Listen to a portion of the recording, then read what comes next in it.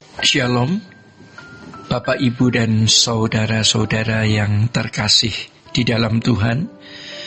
Kebenaran saat ini berjudul Awasilah Dirimu Sendiri. Saudara-saudara, dalam 1 Timotius pasal 4 ayat 16 tertulis, awasilah dirimu sendiri dan awasilah ajaranmu. Bertekunlah dalam semuanya itu, karena dengan berbuat demikian engkau akan menyelamatkan dirimu dan semua orang yang mendengar engkau. Saudara, ini merupakan rangkaian nasihat Paulus kepada anak rohaninya Timotius. Ya, berangkat dari nasihat ini, kita memperoleh pesan yang kuat untuk mengelola pikiran dan perasaan kita, sehingga dapat memiliki kemampuan untuk selalu sesuai dengan pikiran perasaan Bapa. Harus disadari bahwa setan begitu licik untuk mengarahkan kita kepada hal-hal yang ternyata membuat kita menjadi tidak was-was atau tidak mawas diri, sampai pada tahap kita tidak mengenal diri kita sendiri. Oleh karenanya, tidak heran apabila Paulus menasehatkan, awasilah dirimu sendiri.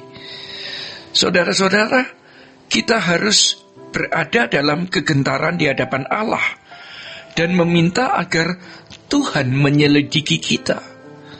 Jangan sampai kita baru menyadari keburukan dalam diri kita berupa kesombongan-kesombongan, kebengisan-kebengisan, dan kelicikan-kelicikan terselubung ketika akan menghadap Bapa.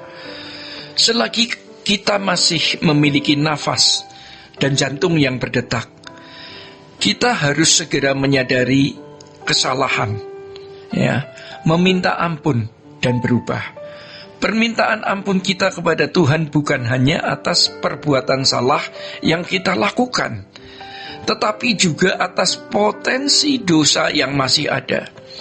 Oleh karenanya, kita harus selalu melihat potensi dosa yang masih ada dalam diri kita. Mungkin kita tidak bisa dijatuhkan oleh uang, oleh perempuan cantik bagi pria, atau oleh pria tampan bagi perempuan. Namun ada kesombongan, kebencian, kemarahan terselubung, gairah berkuasa, mau menjadi terhormat, dan gairah negatif lainnya yang masih bercokol. Dalam hal ini kita memahami mengapa dikatakan betapa liciknya hati, lebih licik dari segala sesuatu. Sebab hati kita dapat meliciki dirinya sendiri tanpa sadar. Saudara-saudara, Tuhan selalu menguji kita tiap hari. Dia mengunjungi kita setiap saat dan melihat apa isi batin kita.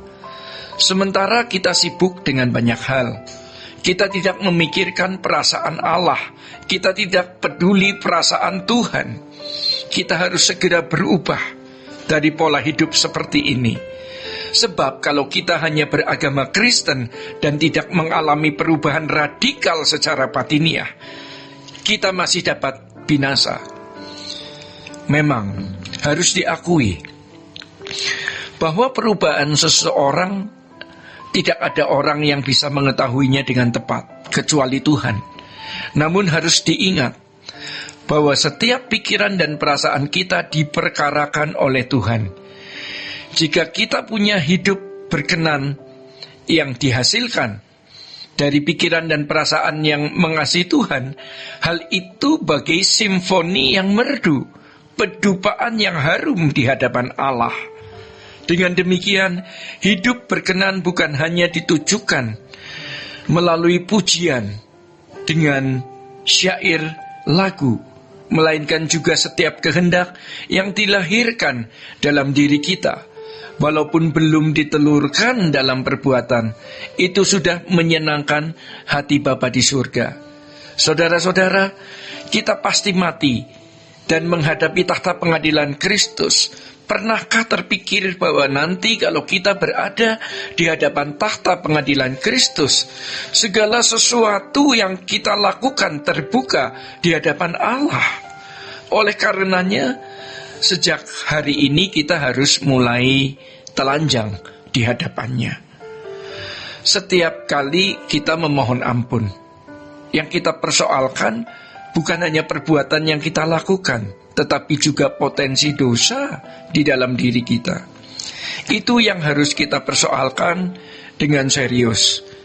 Ya, saudara, di samping itu kita harus selalu memperhitungkan betapa berbahayanya potensi dosa dalam diri kita ini, supaya kita bisa mengendalikan diri kita dengan baik. Ya, di bumi mungkin kita tidak punya nama, tidak terkenal, tidak apa-apa.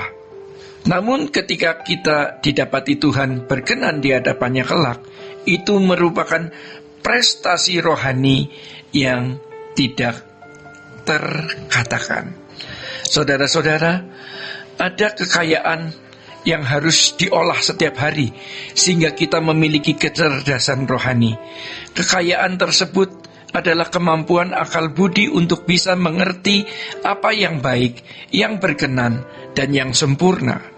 Untuk mengembangkannya, kita harus mengasup firman yang benar, hidup dalam doa setiap hari, memiliki perjumpaan dengan Tuhan, serta memperhatikan setiap peristiwa yang terjadi yang melaluinya Tuhan mau mencerdaskan kerohanian kita.